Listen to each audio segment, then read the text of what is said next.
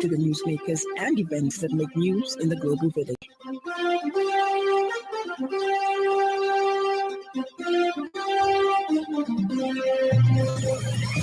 Good evening. This is the 5FM Radio Main News, the headlines. Government records tremendous progress in rolling out the 100% electronic voucher system. Fisheries Ministry welcomes arrest of officers in slim scandal. And Ukraine ready for elections if partners guarantee security, Zelensky says. This bulletin is live on our YouTube channel, 5FM Radio Zambia, and live on our Facebook page, 5FM Radio Zambia. With the details, my name is Lance Sannie Banda.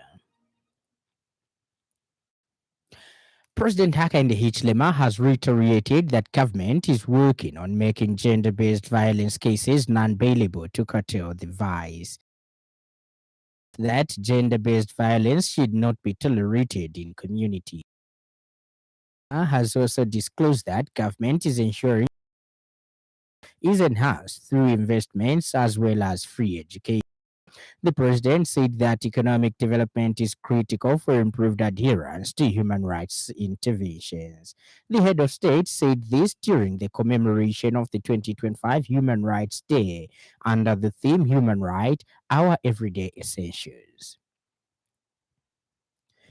The Ministry of Agriculture says government has recorded tremendous progress in rolling out the 100% electronic voucher system under the Farmer Input Support Program, FISIP. Principal Public Relations Officer Balewa Zilu says the ministry is encouraged by strong farmer participation and the smooth performance of the digital system, which continues to improve transparency and timely access to inputs. As of 9th December 2025, 895,569 farmers, which represents 87.42%, have redeemed their inputs. A development Mr. Zulu says demonstrates the government's effectiveness in ensuring inputs reach smallholder farmers on time. Redemption rates remain high across all provinces, with Northwestern at 93%, Luapula Province at 91.99%, and Northern at 90.61%. Other provinces have recorded between 81 and 88% redemption. Mr. Zilu has also commended input suppliers and agro dealers for supporting efficient distribution under the program. He urged remaining farmers to redeem their inputs without delay to ensure timely planting as the rainy season progresses. A total of 895,569 farmers have successfully redeemed their inputs. This represents 87% of success rate, and it also reflects the system's efficiency and the high levels of participation from our smallholder farmers from across the country. Provincial performance remains very strong, with Northwestern Province leading at 93%, followed by Luapula at 91.9%. The Ministry of Fisheries and Livestock has welcomed the arrest of 3 of its officers by the Anti-Corruption Commission (SEC) in connection with the slim scandal, saying the action reflects the government's commitment to safeguarding public resources. Fisheries and Livestock Minister Peter Kapala says the ministry is fully cooperating with law enforcement agencies and will continue to do so throughout the investigations. He stresses that the government supports every lawful effort aimed at promoting accountability and protecting public funds. Mr. Kapala says the misconduct of a few individuals does not reflect the values of professionalism of the ministry, and he reaffirmed the institution's dedication to serving the people of Zambia with honor and responsibility. The minister also revealed that the ministry has begun implementing enhanced internal control measures to seal loopholes and strengthen financial and operational oversight. These include the review of administrative systems, reinforced compliance procedures, and stricter supervision across all programs and projects.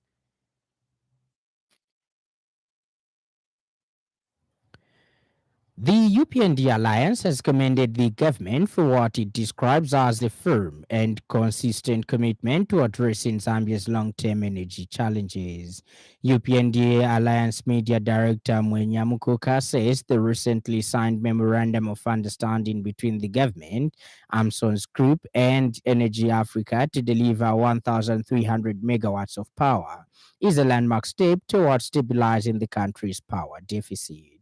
Mr. Mukuka says the partnership comes at a critical time as the nation continues to grapple with reduced electricity supply that has affected economic growth on the daily lives of citizens. He describes the 1,300 megawatt investment as a game changer that will lead to more reliable power, reduced load shedding, and increased productivity across households, businesses, and communities. He also welcomed the recently funded solar power program for constituencies announced by President Hakainde Hichilema, saying it will expand access to clean and decentralized energy nationwide. Mr. Mkuka says these interventions show the government's clear resolve to diversify the energy mix, including solar, hydro, and thermal, and strengthen national energy security. The UPND Alliance believes the projects will create jobs, attract investment, and support industrial operations as Zambia works toward full energy recovery. As Zambia continues to implement measures to secure reliable, sufficient, and sustainable energy for its people. The 1.3 megawatts investment is not a small undertaking. It is a game changer for national growth and stability. Such a massive addition to the energy mix would translate into more reliable electricity, increased productivity, reduced load shedding, and a real relief for households, businesses, and communities. In addition to this milestone, the UPND Alliance is pleased with the recent funded solar power program for constituencies. Chitambo Town Council is constructing a new truck parking bay aimed at boosting the financial capacity of the local authority once concluded. Central Province Permanent Secretary Muna Mwanakampwe recently toured the project site to check on progress and express satisfaction with the work done so far. He encouraged other local authorities to emulate Chitambo Council for undertaking initiatives that directly benefit communities. The project, funded under the Zambia Devolution Support Program, has received an investment of 2.39 million kwacha and is scheduled for completion in February. Once operational, the parking bay is expected to create jobs, offer secure parking for trucks, and help curb illicit activities at Mokando Junction, ultimately contributing to the reduction of sexually transmitted diseases linked to the area.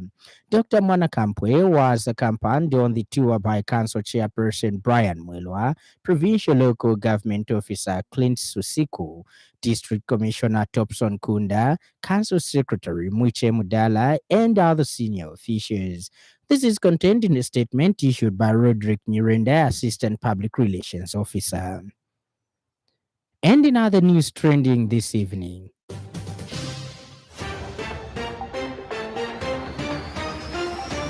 prominent constitutional lawyer and Patriotic Front PF presidential contender Makebi Zulu has condemned the demolition of houses in Kasompe area, Chingola district, particularly during the rainy season.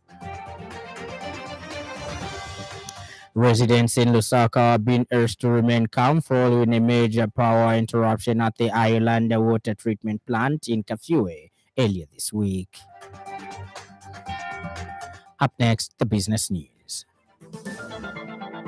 5FM Radio Business News. We mean business. Keep you current in commerce, trade, and industry, local and global. It's our business to keep you informed about business. The Agriculture Climate Foundation says Zambia needs a multifaceted and modern approach to fully industrialize its agriculture sector 61 years after independence. Organization Executive Director Oliver Candela Bulaya says the country's path to agriculture-led industrialization depends on several key pillars, beginning with improved access to finance to help smallholder farmers adopt better technology and inputs. He highlights the need for stronger infrastructure such as roads, storage facilities, and irrigation systems to boost market access and reduce post harvest losses. Dr. Bulaya also stresses investment in agro processing to create jobs, add value to raw products, and strengthen local economies.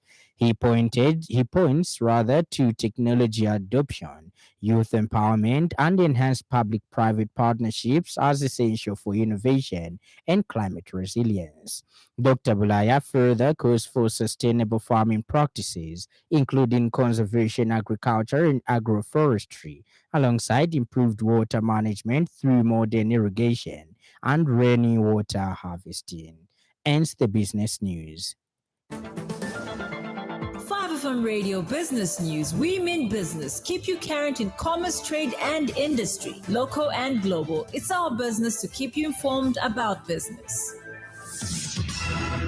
And in foreign news, Ukraine is ready for elections. President Volodymyr Zelensky has said after US President Donald Trump repeated claims Kyiv was using war to avoid holding them.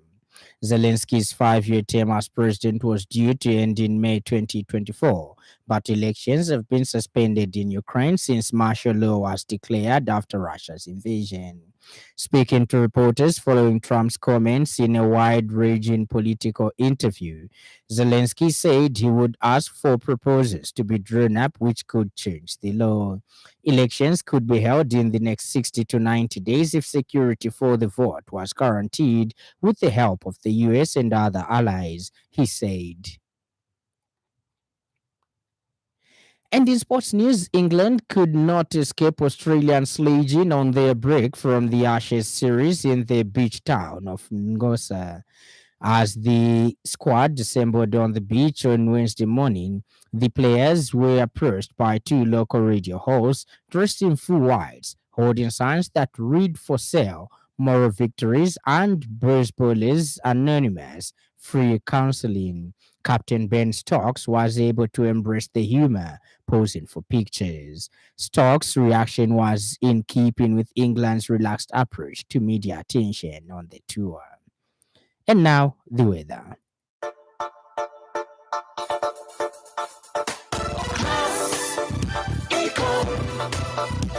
Class Econ Roofing Africa. Class Econ Roofing, plot 17100 off Katanga Road, 150 meters from Mumbwa Road, Chinika Industrial Area, Lusaka. Class Econ Roofing. Class plus economy. Class Econ. Class Econ Roofing Africa. Class Econ. The evening is mainly cloudy with isolated showers and occasional thunder. Ends our weather report, and that item brings us to the end of the news part. Before we go, a recap of the stories that made headlines.